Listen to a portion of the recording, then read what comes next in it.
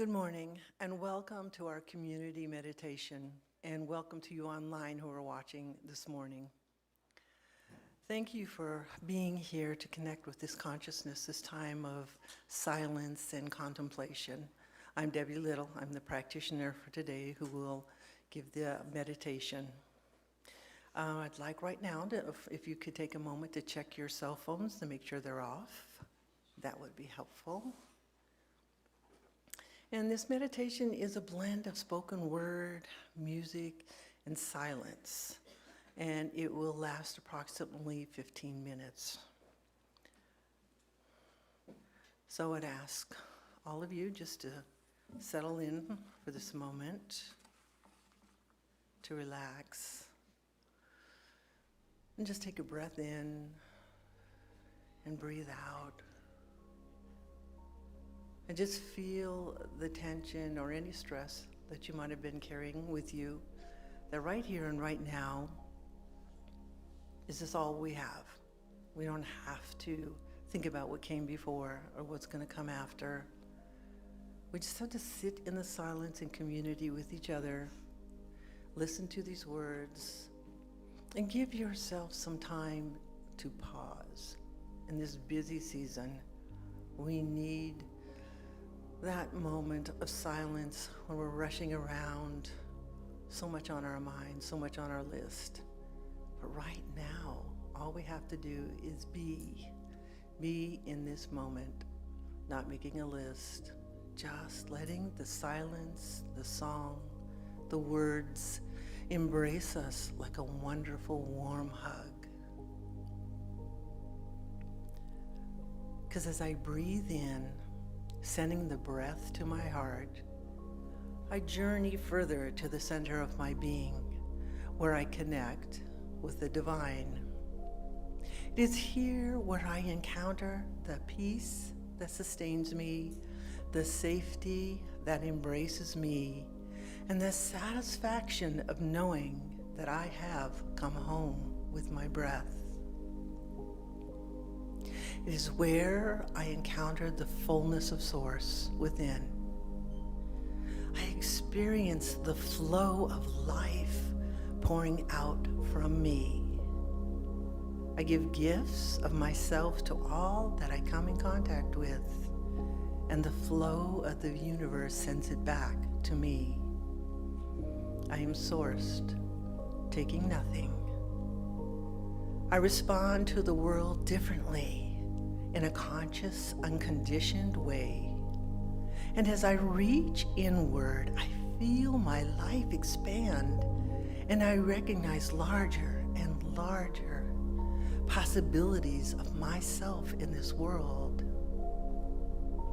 Moving outward, I am comforted and I am grounded in this divine presence. I'm able to breathe deeply, pause in my striving, and notice the effortless unfolding of one gift into another. My attitude is one of openness, surrender, and observation yields me a sense of abundance in all of my life. If I listen to the self within, then I find truth. There is a question that I ask myself. What is wisdom? Am I a wise person? And I know there is an urge within every man and woman to expand their horizons, to let the thoughts soar to greater heights. We are not what we know, but what we are willing to learn.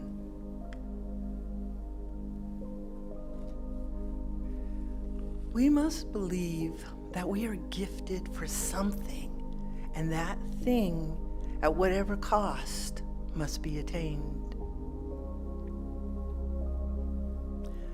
And I know that the wise person doesn't give the right answers, but poses the right questions. So there are a few things I'm going to say to you. And I want you to listen to each word.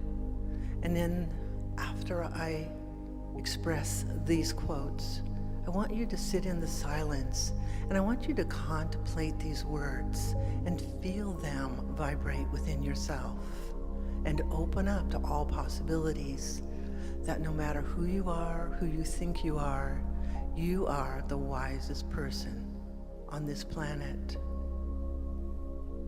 Patience and time grow the seed that blossoms into wisdom. Wisdom lives inside all who are quiet enough to listen for it. Knowledge is learning something every day.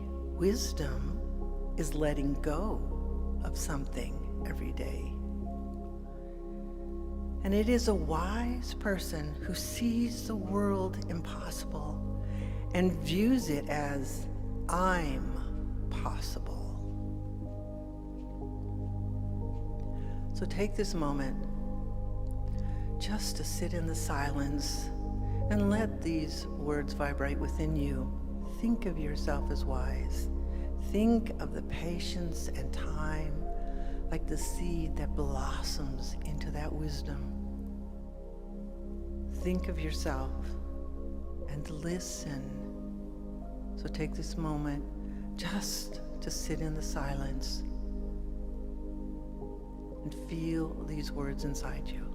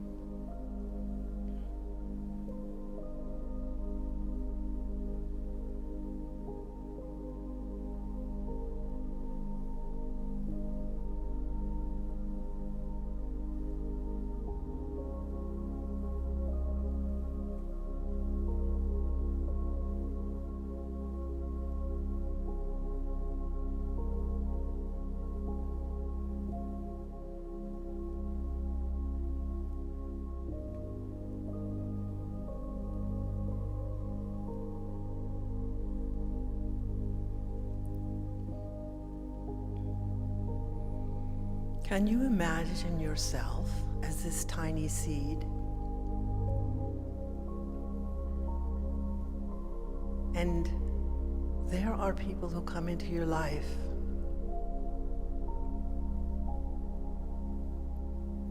to nourish you with love, with comfort, with their knowledge of life. And as they pour this wonderful information into your life, you begin to blossom. You crack through the shell. And sometimes there are challenges, and sometimes there is sadness, but yet there is that comfort that as you are patient, you begin to blossom and grow and become more of who you are. The wind may gently bend you one way or the other, or life's challenges, but you are determined because you know the truth of who you are, and you grow and you blossom into this state of wisdom. And that perfume of who you are spreads to everyone that you come in contact with. You are this beautiful flower of hope, destiny, love, and faith. And you know that the wise don't wait to enjoy the view from the mountaintop. They recognize the beauty in that journey upwards, and that's what you have accomplished. Just as treasures are uncovered from the earth, so virtue appears from good deeds, and wisdom appears from a pure and peaceful mind. To walk safely through the maze of human life, one needs the light of wisdom and the guidance of virtue. So I ask you, tell me something, and I'll probably forget it. Show me, and I might remember. But if you involve me, I will fully understand. Listen to the wind. It talks. Listen to the silence, because it speaks. And listen to your heart, because it knows. There are keys that will unlock the doors, leading to a fuller meaning and experience of living. And sometimes they're often found in a single sentence or a paragraph that you read. Know that you are valuable, and you have years of wisdom and love inside of you. So take this moment again just to go into the silence and embody this truth about yourself.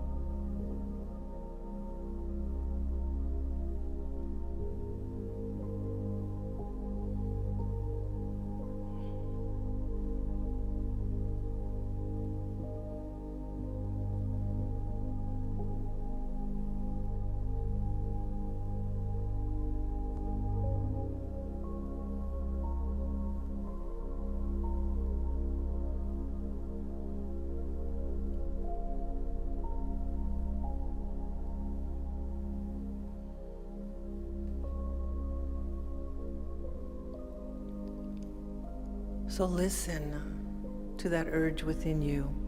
Don't pull away from it. Gravitate towards it. To expand your horizons and to let your thoughts soar to greater heights. Knowing that no matter how small or how many years you have lived, there is wisdom in a child. There is wisdom in an older person who has lived a life full. And there is wisdom all around and in between. We have to take the time to listen, to pause once in a while, to be present for someone, to really look into their eyes and hear what they're saying without any thought of what we want to say. That is the greatest gift you can give. That is a wise person willing to listen, to give their presence as the greatest gift of all time. Because wisdom lives inside all who are quiet enough to listen to it. And it is a wise person who sees the word impossible, but turns it around and views it as I'm possible.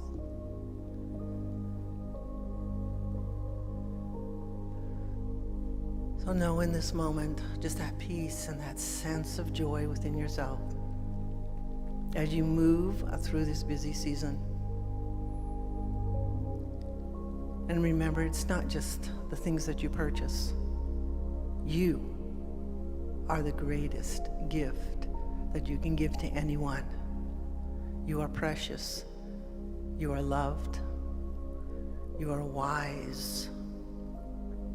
Know this to be the truth.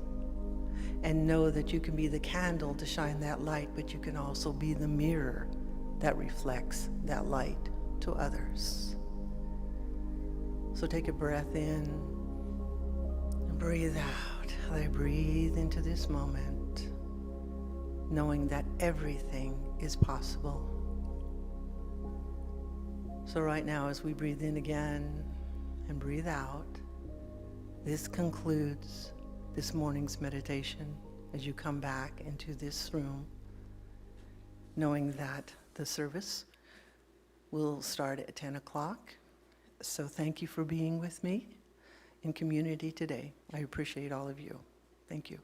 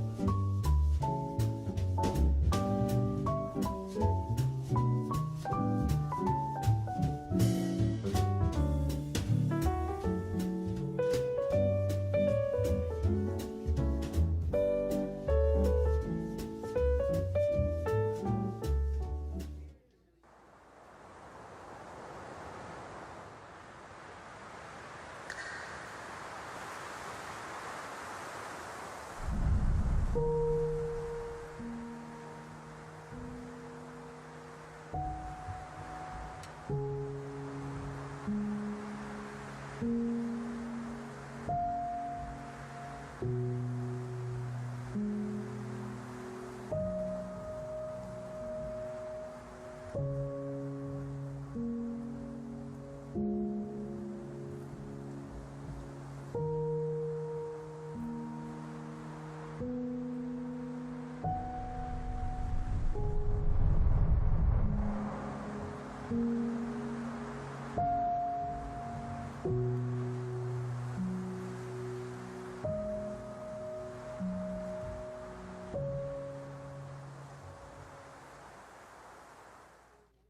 it real, keeping it real, keeping it real, keeping it real, keeping it real with Reverend Laura. Keeping it real, keeping it real, keeping it real, keeping it real, keeping it real with Reverend Laura.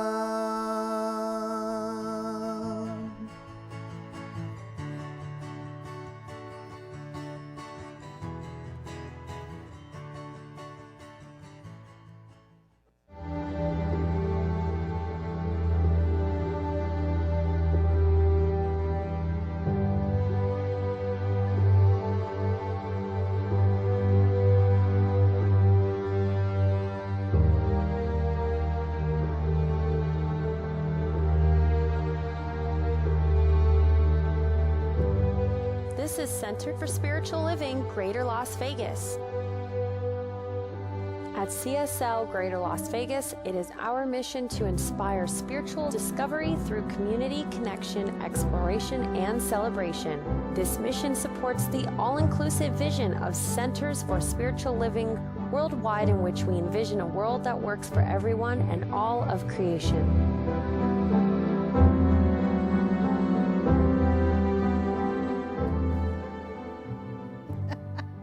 Got to remember my line.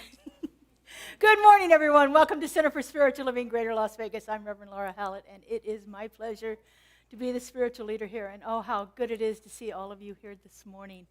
We had a beautiful opening service last week, and I'm so glad to see all of you that are back here again with us, and those who are joining us fresh today. So we're going to kick it off with our opening song. Hang on one second. Hey, Joe, I've got Christmas music in my in-ears, man. There we go, dude.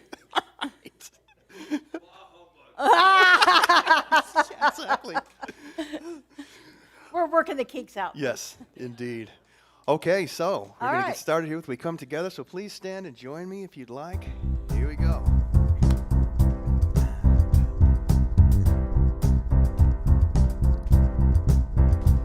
Take a look at the person next to you. Say, I recognize the God in you. Now feel the love in the sanctuary. Lift your voice and repeat after me. We come together. We come together. We come together. In the name of love, we come together. We come together. We come together. In the name of love.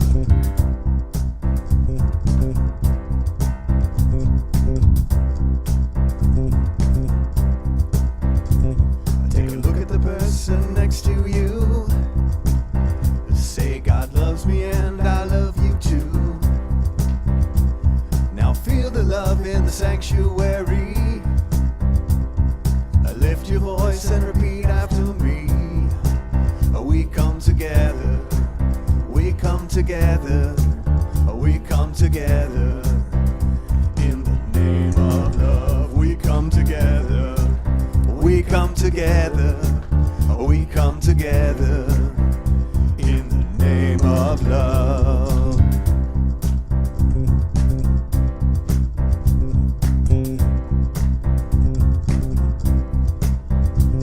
Take a look at the person next to you. Say namaste, I bow to you. Now feel the love in the sanctuary. Lift your voice and repeat after me. We come together, we come together, we come together. In the name of love, we come together, we come together, we come together. In the name of love, we come together, we come together, we come together. In the name of love, we come together, we come together, we come together. In the name of love. All right, if you're comfortable, greet your neighbor at this time.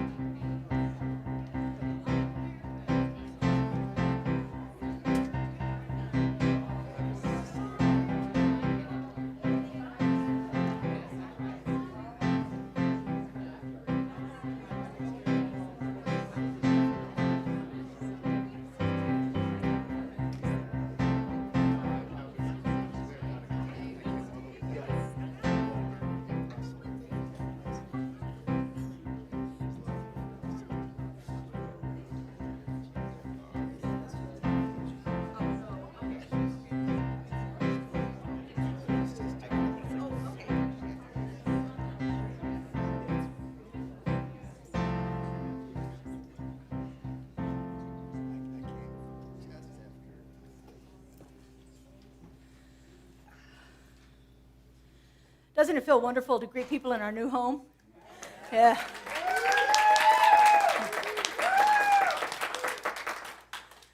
All right, so we're going to shift the energy here a little bit and go into our more contemplative time of our service.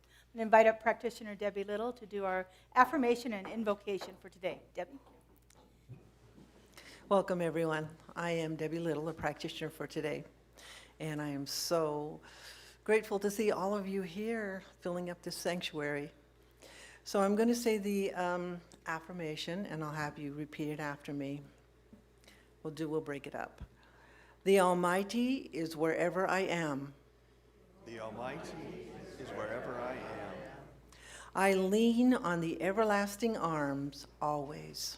I lean on the everlasting arms always. Thank you.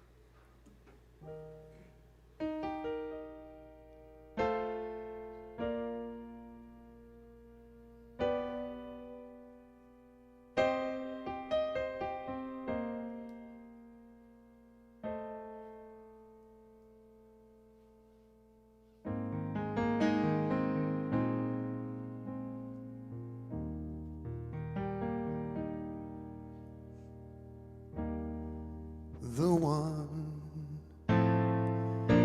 is ever seeking to manifest itself through you. And glorious power forever breathing through you.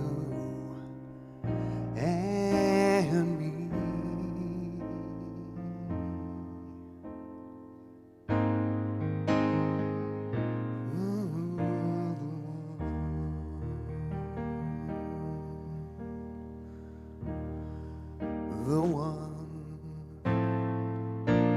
is ever seeking to manifest itself through you.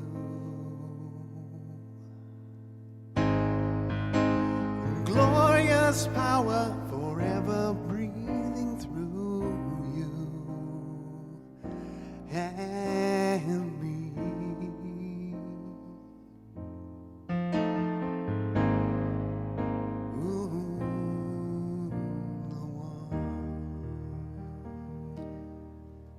As we move into the silence, we gently close our eyes if that's comfortable. And just be in this place of love, community, an expression of God in each one of us. As the song states, we are one. We come together with the same emotions, the same feelings, that same source that lives within us. We are one. And we go out into this community as an individual, but with that source vibrating within us, sharing our gifts of who we are, uniquely you.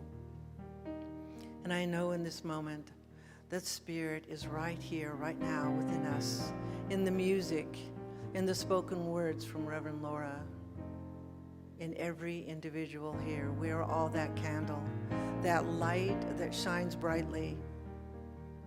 We're also that mirror that reflects the light of pure joy, of love, knowing that Infinite One is within us, and we come together as a community, knowing that God is present right here, right now. And we are so grateful, so excited to celebrate together once again in this beautiful space. And it seems like the years just dissolve into nothingness. And right here and right now, we come together again. So right now, I just say, take this time to experience this sense of community, the sense of awareness and love that we bring to each other, especially during this season, knowing that we feel that sense of joy and love and peace within ourselves, and we spread it.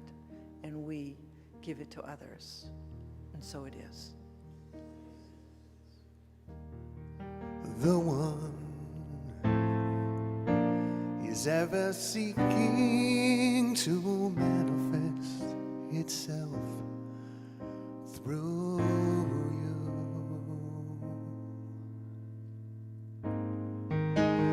Glorious power forever breathing through and me.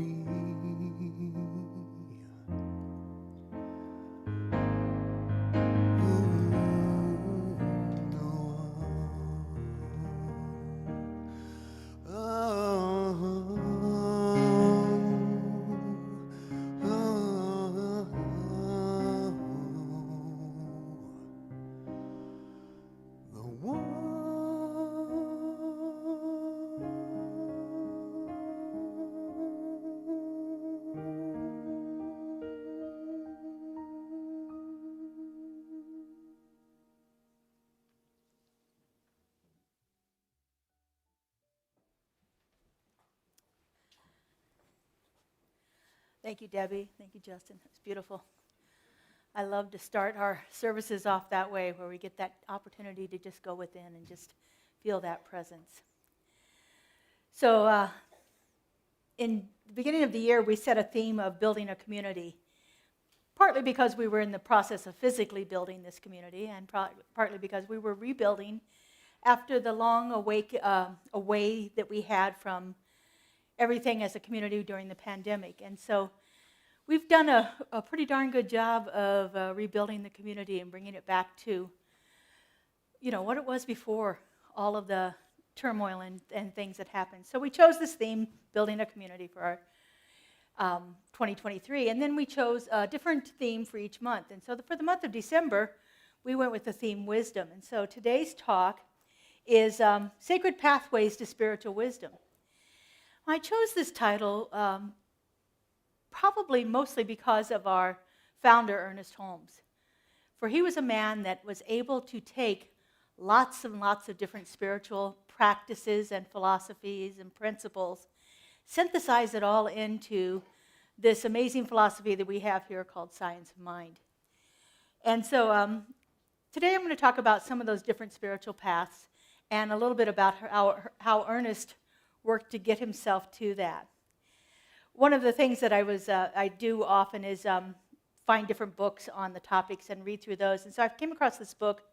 It was written in 2020 called Sacred Pathways. And it's written by Gary Thomas. And in there, it's really from a Christian point of view, but there are so many different ways of finding God that he uses in here that I thought it was really kind of spoke to what I wanted to talk about today, because I think for most of us in a room like this, you have had different ways that you have come to this spiritual realization. Sometimes it started off in a very traditional form. Maybe you were going to Sunday school with your parents or church on Sundays. Many of you started in some of the traditional Christian or Jewish or Islamic or Buddhist or any of the other major faith traditions that we have in our world today. And it worked for you for a while, and then you needed something else. And so you found a different way to practice, and you found a different way of being that spoke to you a little bit more, and that worked for a while. And sometimes we even step away from it. I know for me, in my early 40s, I got to the point where I thought, well, this isn't working for me. This must not be true. This whole thing of God, this can't be right. I'm not sure there's even one out there. I'll just go along with it. And then, God hits you with a 2x4 and then laughs. But that's the way it is. So anyway, so Gary Thomas talks about 9 different ways of having a spiritual connection, spiritual pathways that he calls them. And so the naturalists, those are the people that find spiritual connection out in nature. Is that anybody out here? Yeah, I thought that is one of my favorite ways, is to be in a place that inspires awe in me, because it is unbelievably beautifully created. And it had to be created by something with a spark of divine inspiration that brought all of that beauty into existence. I think about walking through the redwoods in Northern California and looking up at those trees that are so tall that you just barely see a little light glimmering through the canopy of the leaves up there, because it's so dense with trees, and it's otherworldly as you walk through those forests. One of my favorite places in the entire world is the beach of Asilomar in the Monterey area of California. That's where my ashes are going, just so anybody wants to know that. People that need to know, but anyway, I am absolutely blown away when I just park my car alongside the road and get out and listen to the waves hitting those rocks and feel the moisture in the air and the coolness, and watch the plethora of animal life that is visible right there in this little oasis in the world. I am awed when I'm in our national parks. Zion's one of my favorite, Bryce, Grand Canyon. These places just absolutely inspire a divine connection within me. I am absolutely blown away by the magnificence of nature and the way it shows up. The second form is Gary Thomas calls sensates. These are people who feel the divine connection through their senses, or they also sense the divine connection through their experiences. And so it's the people that can be standing outside and a wind blows by, and you feel that breeze touching you, and you realize that breeze touches the next person and the next person, and it came from somewhere, and it's just connecting all of us together on the gossamer threads of that breeze. The ones who hear something, we hear the incredible music that takes us to another place in our world, and it takes us deeper than we ever thought possible. So those kind of senses, those kind of feelings, those experiences of the divine are a way to connect to it. We have the traditionalists. The traditionalists use rituals, symbols, books, text, practices that have been handed down through generations, things that are reminiscent of their past, and they spark something in us that allows us to connect in a deeper way. I happen to be a big fan of rituals. I think a ritual can take me out of my everyday experience right into the sacred in no time at all. So we're going to do lots of rituals here because I love them. Sometimes you see a symbol. I have a spiritual practice of drawing a sacred mandala every morning. It's a circular design, geometrically shaped circular design. If you haven't seen one before, just ask me. I've got a whole list of them on my camera, on my phone, so all kinds of pictures. But it sparks a sacred image within me, and so then I go into contemplation and I allow it to come forth, and so it becomes a symbol of that experience. And oftentimes I'll write on the back of it, the one that I drew that morning, I'll write on the back of it something that has occurred to me or something that I was thinking and processing at that time. We have the aesthetics. This is not me. I don't practice simplicity a whole lot, but I do like solitude. I would never consider myself an aesthetic person. An aesthetic person is generally someone who gives up lots of things in their lives. You might think of St. Francis of Assisi. He was one of the great ascetics. He was so adamant about not ever killing anything that he would only eat something that he found on the ground. It had to have died, fallen off the plant, and died before he would ever eat it. And of course, he never ate animals of any sort. He died a very early man, by the way. I'm not really sure how good that was, but anyway, it worked for him. It really worked for him to be in that place of giving up so much to where we just actually embrace that spiritual connection. It's like the other stuff kind of is set aside and we don't have to worry about it. Buddha was one of the best ascetics. I once read that he ate so little.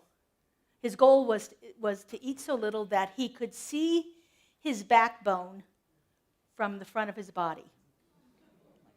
Now, I'm not really sure he got that far, but that was his goal. And he was with a group of people who practiced that. They ate so little food that they became so pure in their bodies that it gave them a place to get divine insight and so forth. And he's done pretty well in the world. We have the activist. The activists are people who find spiritual connection by being of service to some kind of a cause or some group of people in the world. They are the ones who are actively out there making the world a better place for other people. I think all of us have a little bit of activism inside of us, and we use it to certain degrees. Sometimes when we are attached to an issue of social justice, we will work towards that. And I think that's probably a little bit better than trying to solve all of the world's issues all the time. We find those ones that are really impactful to us and really important to us and begin to do that as a devotional practice. And through that, we wind up connecting to people in ways that we might not have ever connected before. And, we see the presence of the divine in these people that we are connecting with. And when we're in service and when we're giving of ourselves, people see the presence of the divine in us more readily, too. Along with that, we have the caregivers. These are the people who are taking care of other people in their lives. And they find that to be a great devotional practice. If I can give of myself somewhere else, it gets me out of my issues. It gets me out of what's happening in my world right now. When I first came to our center over on Harmon, I came there as working in the bookstore. And I quickly found that if I was bugged about something in my life, I could go to the bookstore and sit down on the computer and do a bunch of data entry, which is what I was doing there, and I was at peace. I started to call the bookstore my sanctuary because I was giving of myself there. It was a place where I could be of service to others in a way that was unique for me. Not everybody had that skill or that a desire to sit at a computer for hours and hours and entering data. But it worked for me, and it gave me a place to connect. And it gave me a place to discover lots of different spiritual paths in itself. Lots of interesting things in the world. We have the enthusiast. Those are people who connect with the Creator through mystery and celebration. They get really jazzed up. I think of the revivals, the Christian revivals that we've seen in the revival tent, where that is like, palpable. The energy and the passion and the enthusiasm that's going on in there is absolutely, you walk into it and you can't help but feel that and have it light you up as well. And so having that enthusiasm for spiritual principles and practices can really lead you to a different place. We have the contemplatives. If you have come into this center, you are probably a contemplative of some sort, because we do contemplative practices here. We had our meditation at 9:30, led by Debbie Little. It was a beautiful experience. It's a time to sit and contemplate, to be in meditation, and to just see what happens. We have many of our classes that deal with the contemplatives, like Joel Goldsmith, where we read his work and we contemplate it, and we see how it comes alive in us as we read through that. And then we have the intellectuals. I can guarantee that you two are also an intellectual here, because if this philosophy has appealed to you in any way, you are an intellectual, because it's a very intellectual philosophy. It takes things and it brings them into a logical and reasonable explanation of how it works. Ernest Holmes was a master at that, at taking these ideas and synthesizing them into this comprehensive message that he has brought forth into the world. So Ernest Holmes hasn't been around in my lifetime. Well, he was he died before I was born. I was born 2 months after he died, so no, he wasn't in my lifetime. But what an impact this man has made in my life. He founded the Institute of Religious Science back in 1926 as a school of philosophy. And then in 1927, he wrote a little book. It's not as bad as you think. It also has a concordance in this copy, so that much of it's concordance. He wrote it in 1927, and then in 1938 he revised it because he believed that some of the things that he had put in the original version, actually he couldn't prove. And he was all about proving this stuff. And if he couldn't prove it, he wasn't going to write about it. And so he took some of the stuff out of there, things about psychic phenomena and things like that he couldn't actually prove, so he wasn't going to keep it in his book. And so what we use here today is the 1938 version of The Science of Mind. Now, Ernest Holmes was self-taught. He was a philosopher who rigorously studied all of the different faith traditions. When he was a young man, one of his brothers was away at school and brought home his textbook. And the book was Emerson's Essays. Ralph Waldo Emerson, one of the Transcendentalists. And when Ernest read it, it was the first book of that nature that he had read. He said it was like drinking water. It refreshed his soul so much to find this spiritual wisdom in such a practical and applicable way that he could actually prove in his life. He then proceeded to study all of the different faith traditions and many of the spiritual masters throughout the ages.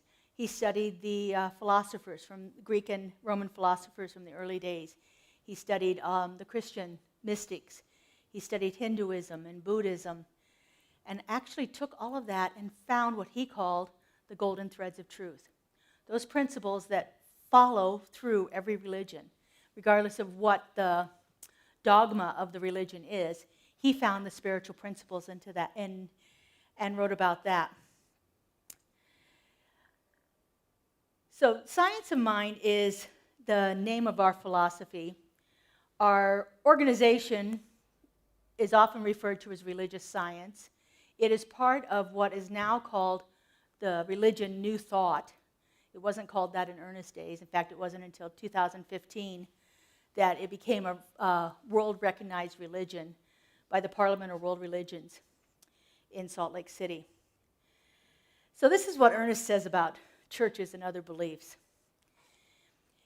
This is from I just started reading That Was Ernest, which is a biography of Ernest Holmes by Reginald Arnold. And so in there, this Reginald Arnold is quoting Ernest as saying this: "Of course we believe in all churches and in any form of worship. For above all, we certainly believe in a power for good in the universe. No one will ever have a complete understanding of truth. And we repudiate any superstition which says that all truth has been given. There's still much more to know.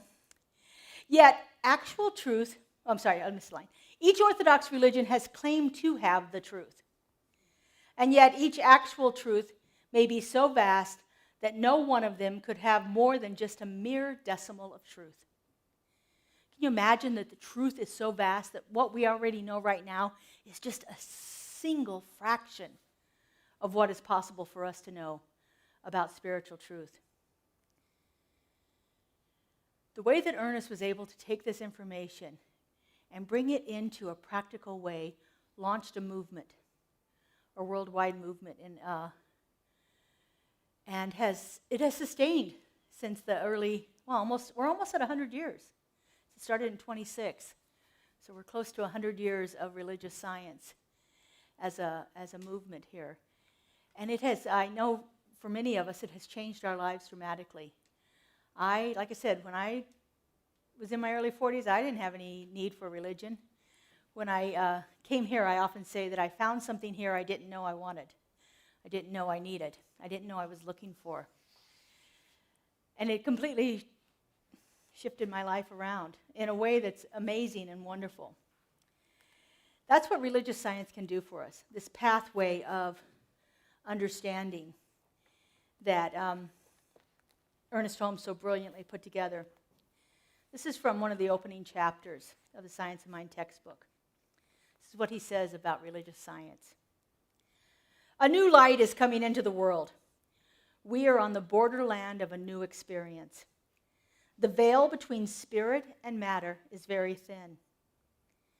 The invisible passes into visibility through our faith in it. A new science, a new religion, and a new philosophy are rapidly being developed. This is in line with the evolution of the great presence, and nothing can hinder its progress.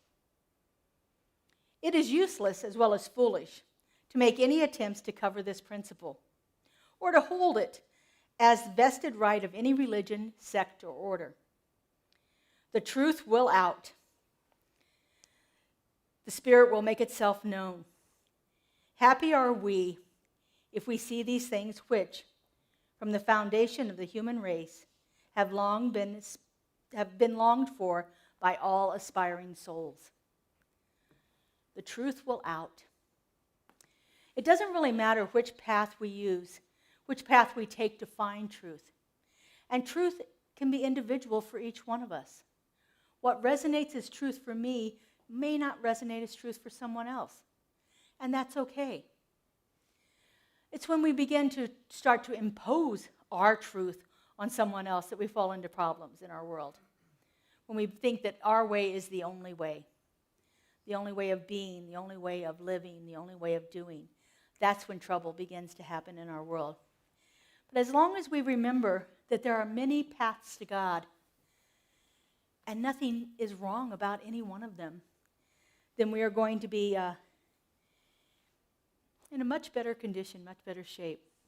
So why do we want to know all of these different spiritual paths? Why do we need to know this? Why do we need to understand how other people think or practice or believe?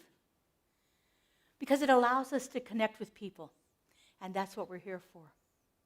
We are here to be in community. Human beings are not even biologically designed to be by themselves.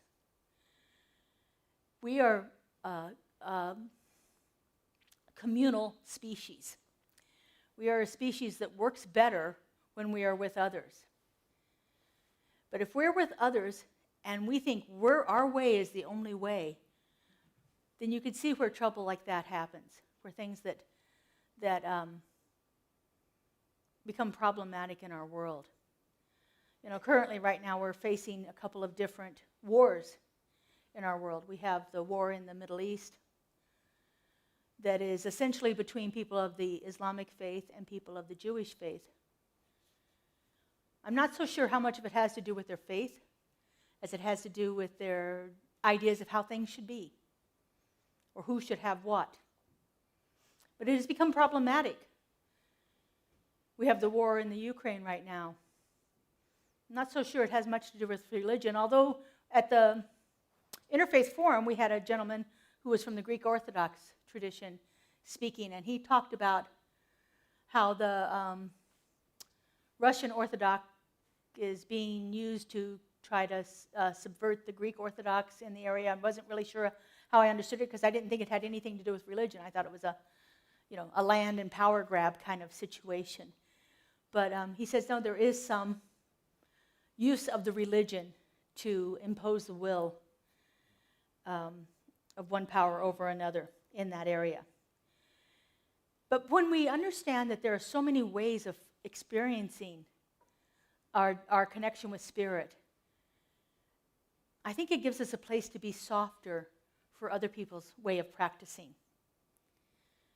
to understand other people's way of belief systems and ways of experiencing God.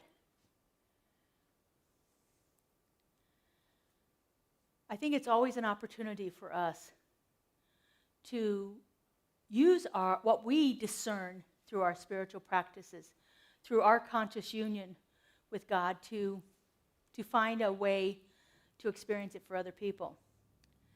One of the people that did this really well, and it's one of the people that Ernest Holmes studied extensively in his later years, is a man named Sri Aurobindo. Sri Aurobindo taught the yogic traditions from India.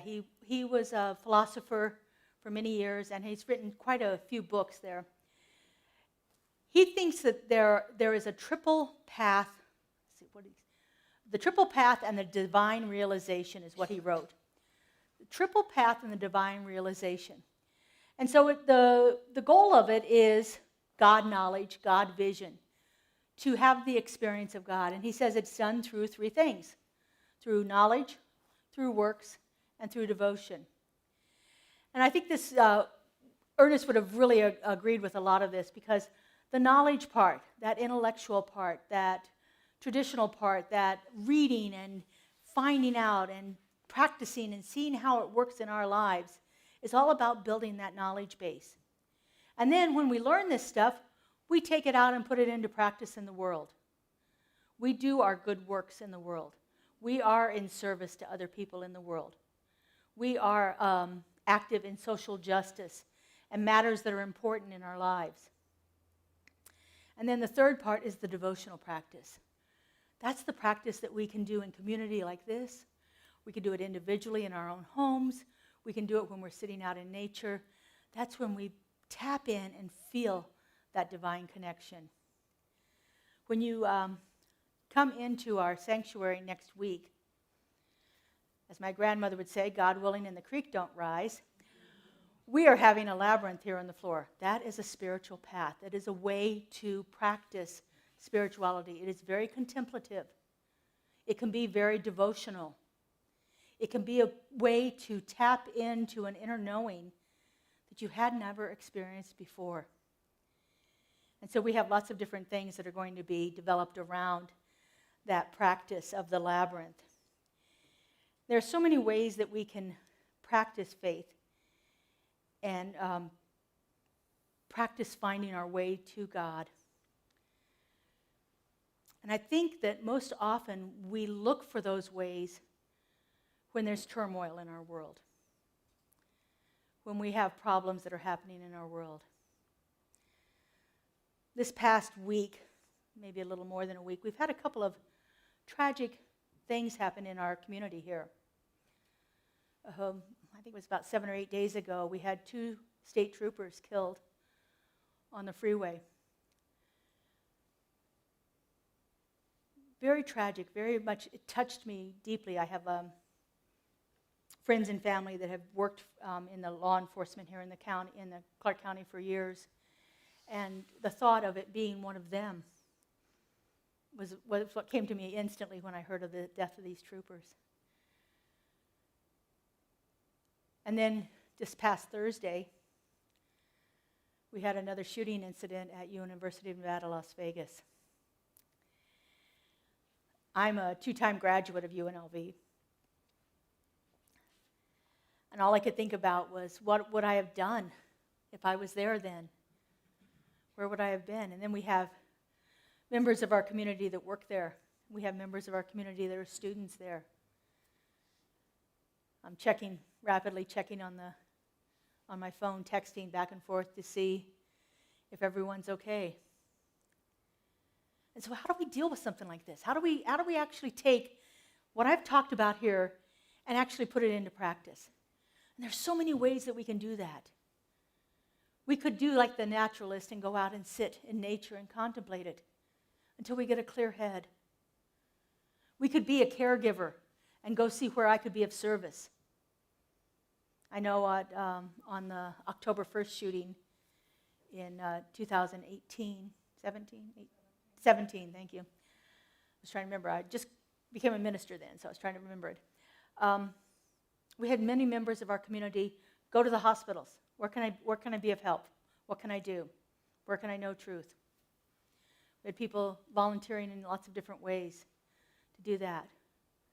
We have the traditionalist who will walk into a sanctuary and sit down and pray.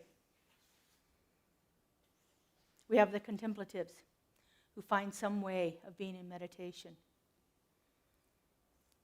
And so as I say often here, I like to put this stuff into practice. To me, it's just lip service if I don't actually see how I can change things in my life. So Justin and I have come together with a little practice here to help us move through the challenges that our community has faced these last few days. So if you would with me, just take in a nice deep breath and close your eyes.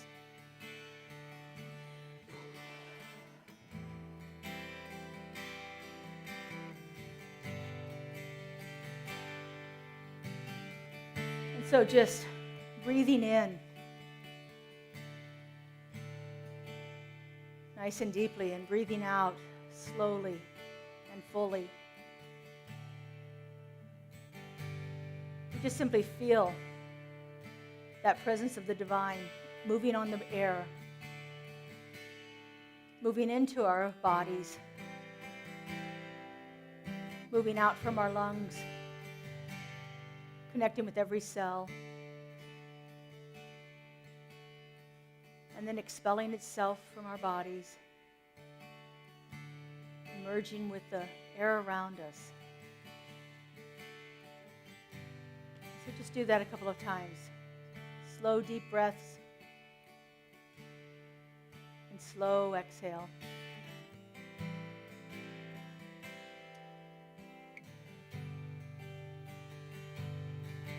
And just simply know that each time you do that, you are bringing in a little more peace, a little more realization of the presence of the divine, a little more understanding that no matter what is happening, there is an answer. And the answer is carried on the wings of peace.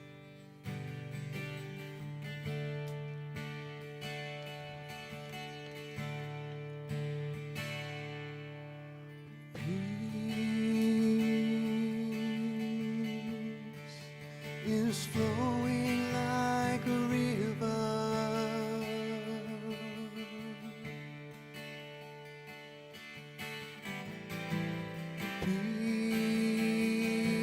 Peace flows through.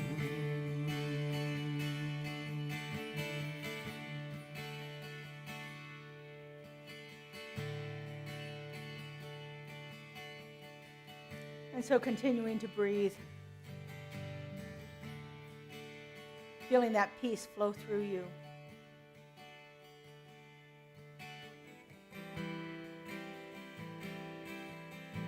We send out love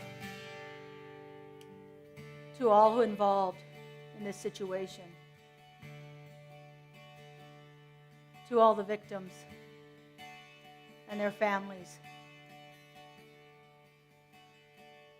to all of the employees of UNLV, to all of the faculty, and to all of the students, knowing that the presence of the divine, that presence of love, is right at the heart of their being. And it has wrapped them in the wings of love and carried them forth through this time, through all of the turmoil and through all of the challenges that they experience right now, and anything that comes from this event. For simply there is only that presence of love. Love is flowing like a river.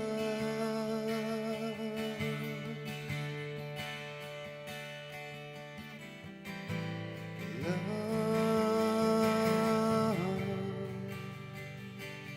that flows through me.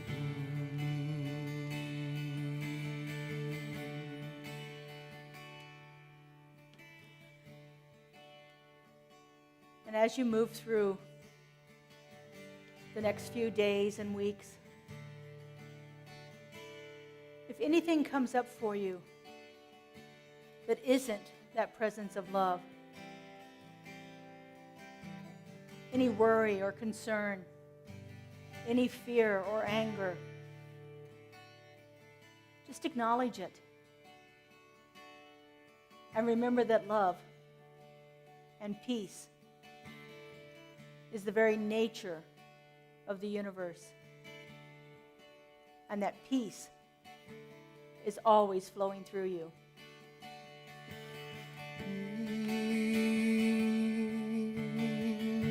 Peace is flowing like a river.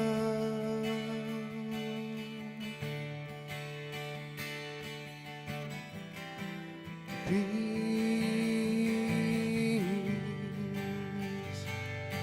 flows through me.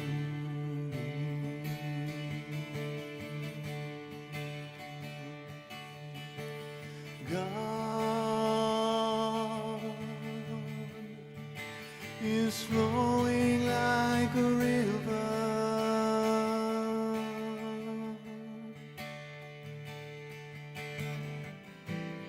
God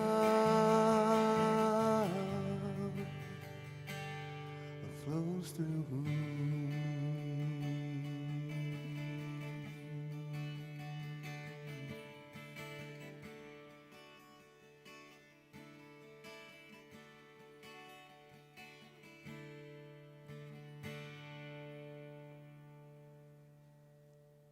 So let's take this into prayer. I invite our licensed practitioners to stand and surround us. As much as you can over here. I know there's a lot of stuff.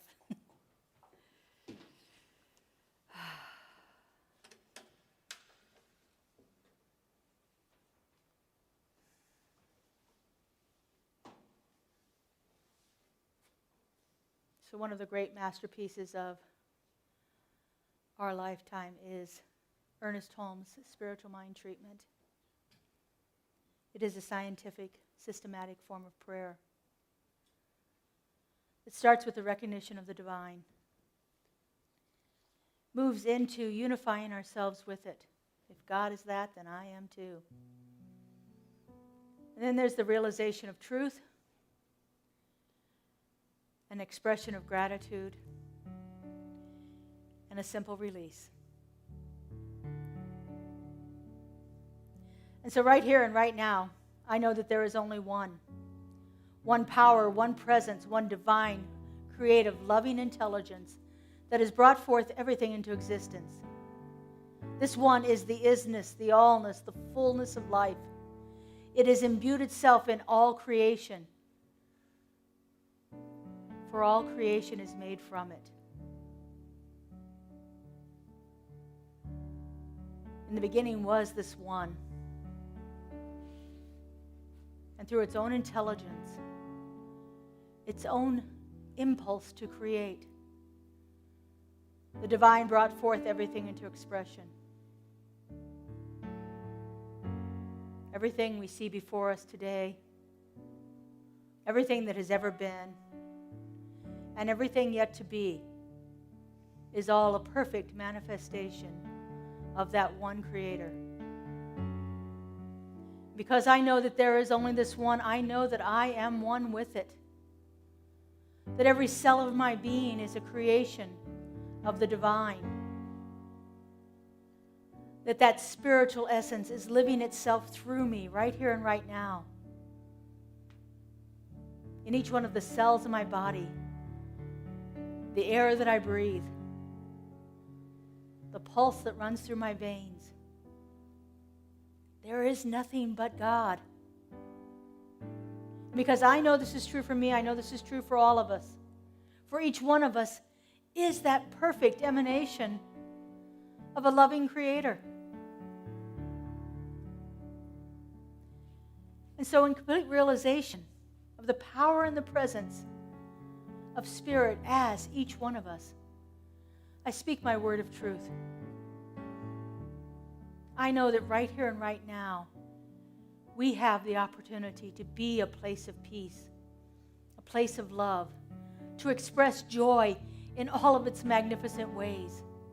That this community we are building together is that outward expression of God's love, of the perfection and the wholeness of the divine, right here and right now.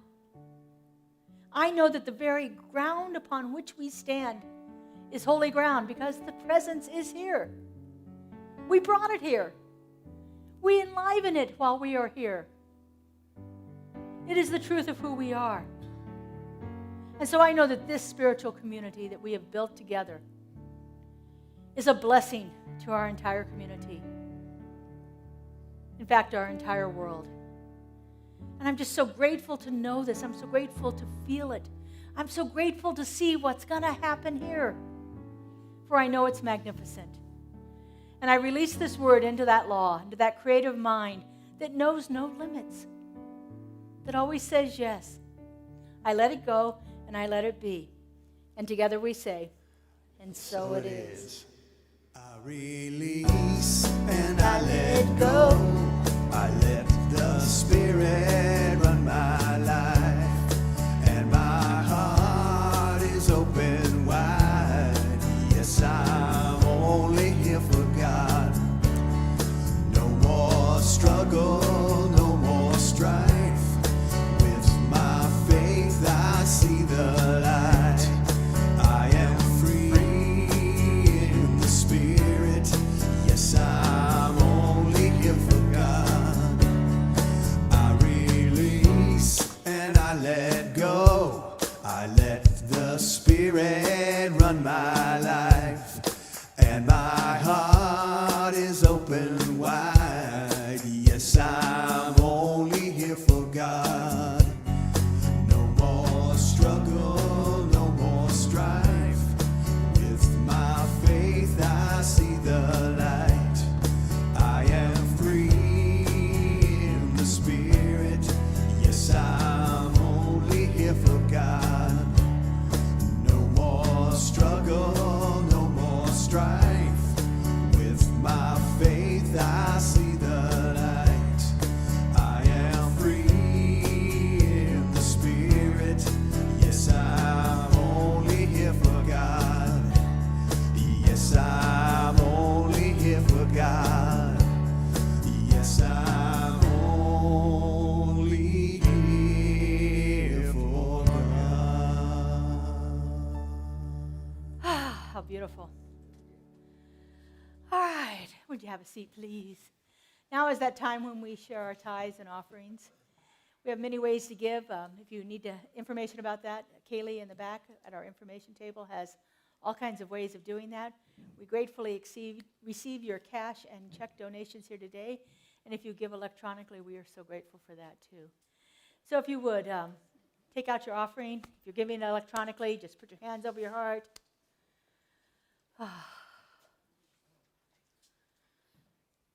And repeat after me. I like the enthusiasm we had last week. Let's see if we can get that again. This gift I give. This gift I give. Goes forth from me. Goes forth from me. Does amazing and miraculous things. Does amazing and miraculous things. And returns to me in kind. And returns to me in kind. Blessed, pressed down and overflowing. Pressed down and overflowing. And so it is. Justin, what are we singing? Circulation. Circulation. If you want to stand. We love this one. It's got hand movements. Circulation, circulation, like the water raining down to grow the flowers up through the ground. Circulation, circulation, the universe you give into will multiply it and send it back to you. Circulation, circulation, like the water raining down to grow the flowers up through the ground. Circulation, circulation, the universe you give into will multiply it and send it back to you.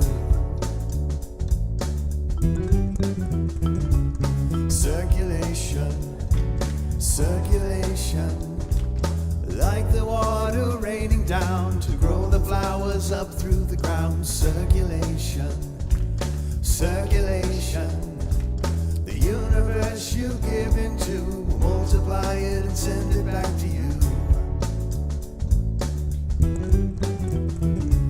Circulation, circulation, like the water raining down to grow the flowers up through the ground. Circulation, circulation, the universe you give into will multiply it and send it back to you. Here we go. Circulation. All right, and so we just simply bless all of these offerings and gifts, knowing that each one of these has been generously given to us from the heart, minds, and hands of those people who are part of our beloved community. And we are so, so grateful and so blessed by the generosity present here. And I know that it simply grows this community beyond these doors and out into the world. Thank you, and so it is. So it is.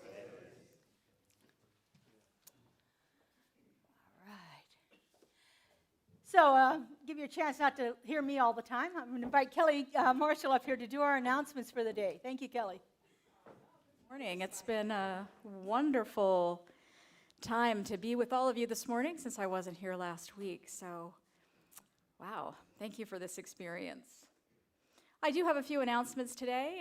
As I'm sure you heard last week, we have a lot of new things going on around here, and we're really excited to bring you some new classes and workshops, as well as a few other ways that you can participate around here. First, I'd like to say that this is the last week to give joy in our local community to foster kids by donating gift cards and toys, which Reverend Laura brought me a prop today. Feel free to leave anything that you'd like to donate out in the lobby, and our own Judy Poteet is coordinating making those donations on our behalf.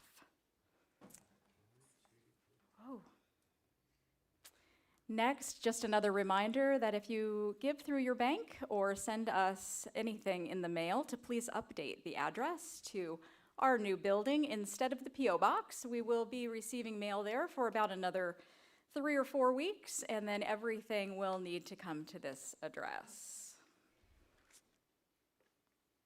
Volunteers are needed for these Sunday services, as well as other opportunities to participate in taking care of our new building and nurturing our community as we grow.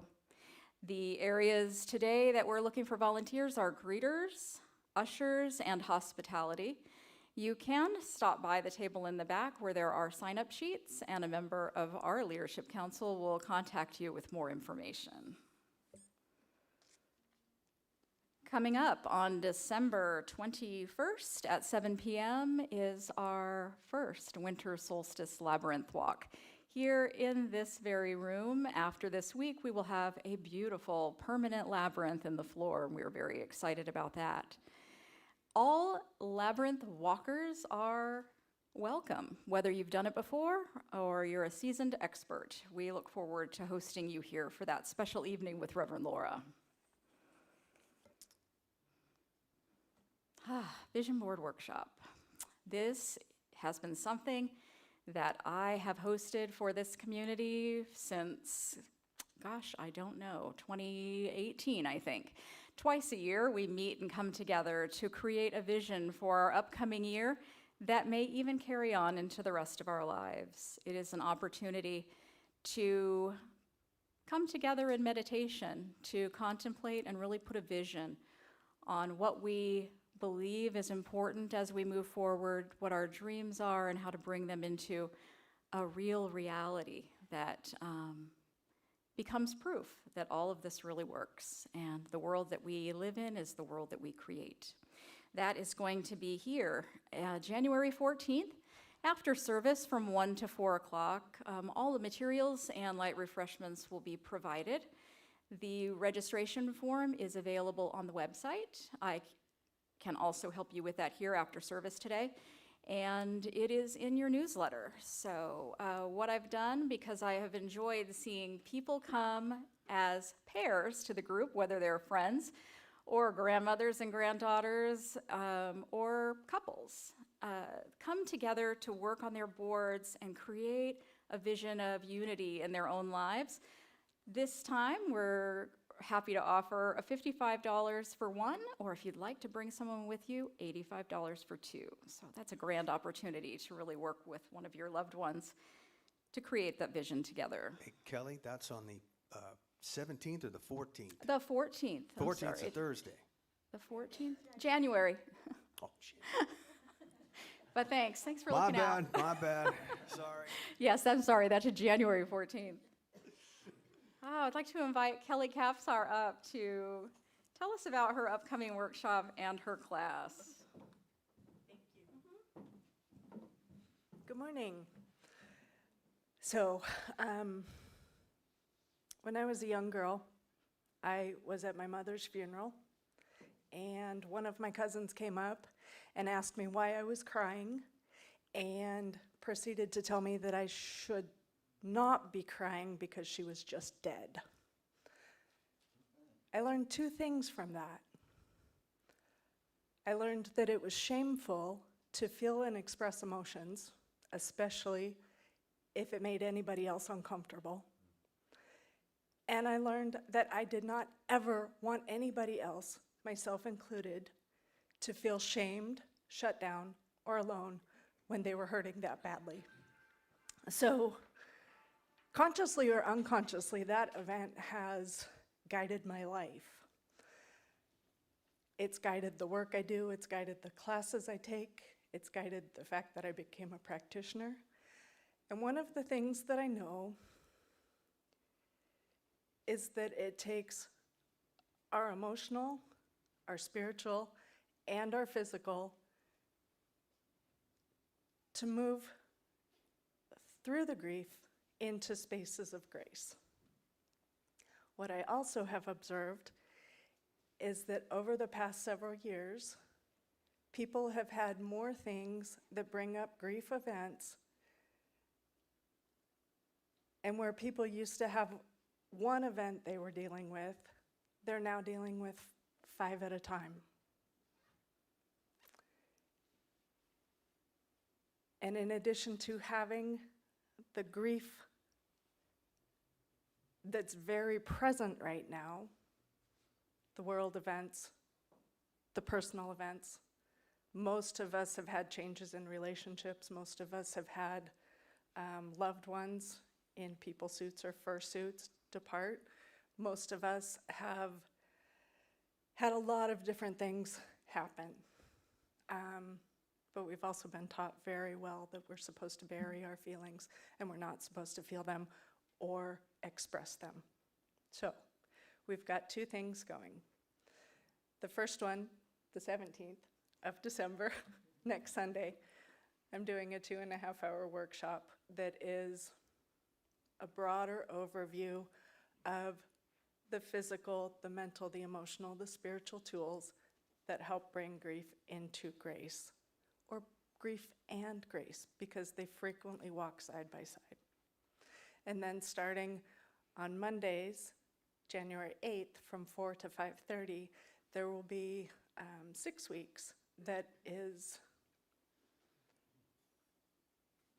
more intimate, so that's where your personal journey of grief gets to be explored and supported and hopefully find the grace within the grief. So you can sign up online for either or both or whatever. The workshop is $30. The 6-week class, I think we said $250? $250 is $250 for the 6 weeks. So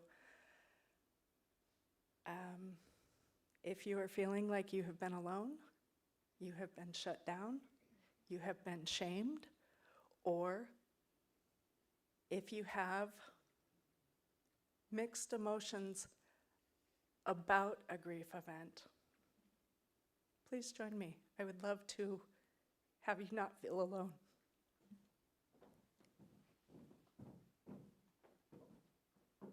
Thank you, Kelly. As she mentioned, you can sign up for the workshop and the class on the website, or if you're interested in doing that today, stop by the back of the room and we'll see if we can take care of that for you here.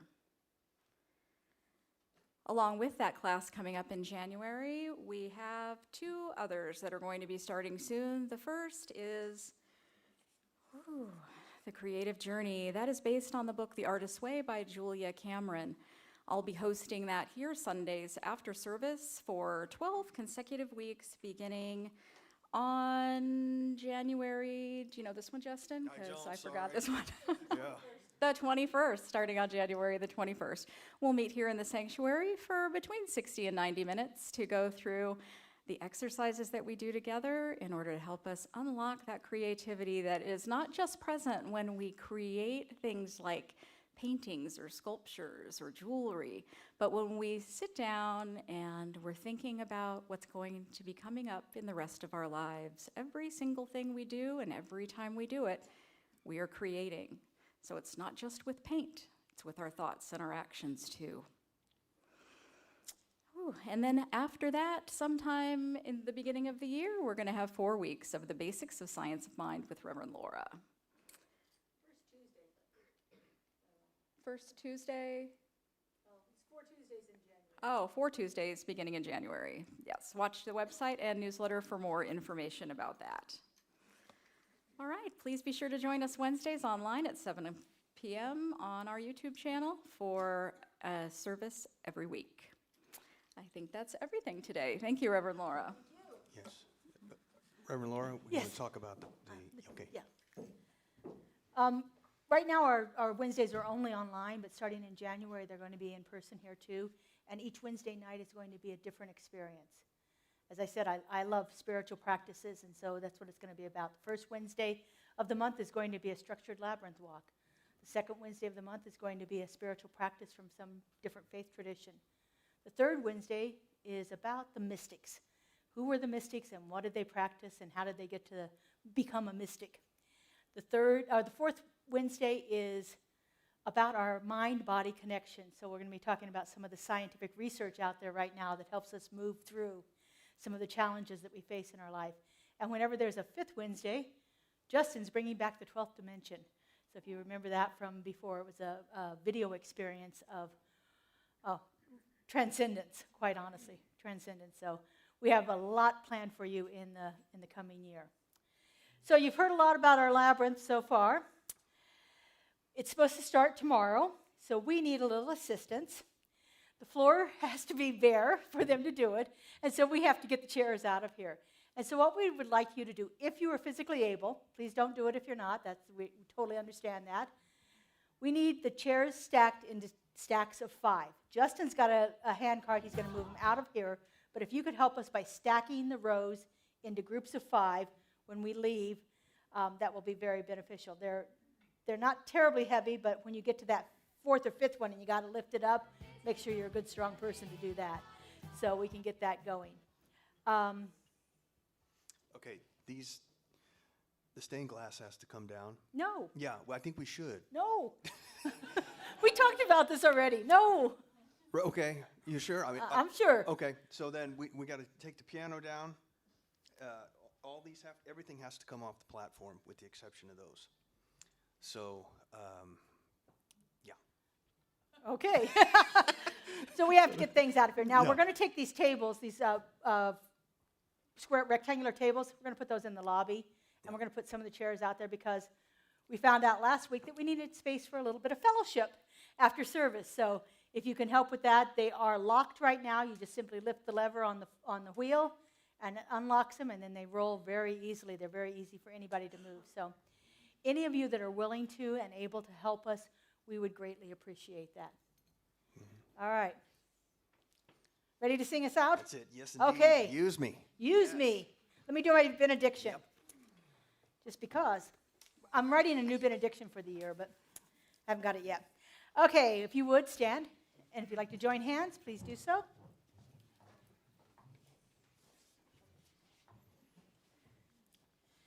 And would you repeat after me? Something wonderful is happening through me right now. Something wonderful is happening through me right now. It is this thing called life. It is this thing called life. Life is in my mind. Life is in my mind. Life is in my heart. Life is in my heart. Life is in all that I do. Life is in all that I do. I am it. I am it. I share it. I share it. And I'm becoming more of it. And I'm becoming more of it. Each and every day. Each and every day. Thank you, life. Thank you, life. Use me. Use me, oh God, I stand for you, and here I'll abide as you show me all that I must do.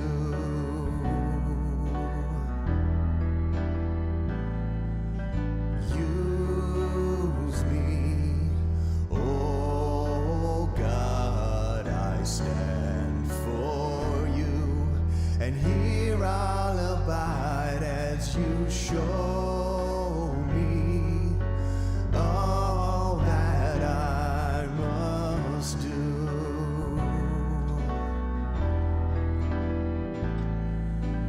Use me, oh God, I stand for you, and here I'll abide as you show me all that I must do. Show me all that I must do. Show me all that I must do. Show me all that I must do. Thank you, everyone. Let's stack the chairs and all that jazz.